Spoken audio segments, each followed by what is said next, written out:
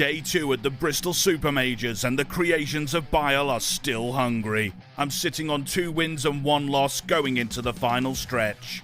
2 more games to play and the chance to push for a strong finish.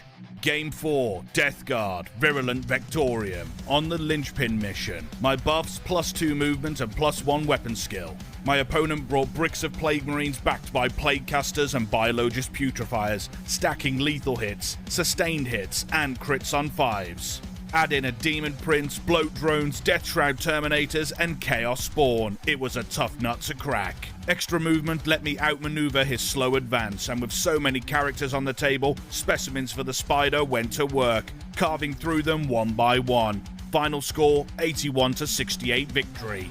Final round, Dark Angels, Gladius Task Force. Classic Deathwing Night Spam, Bikes, Vindicators, and Gladiator Reapers. Mission was Scorched Earth. My buffs, rolled double 6s for +1 ballistic skill.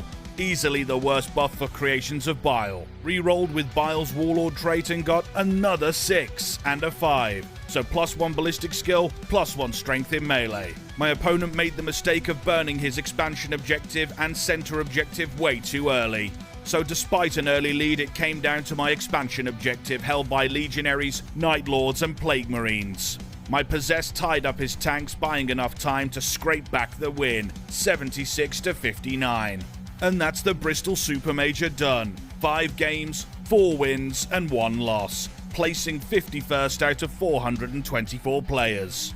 Huge thanks to all my opponents for some intense, hard-fought games. The creations of Bile proved once again that speed, board control, and a bit of surgical violence can take you far. I'll be back at the table soon. Until then, praise be to the Clone Father.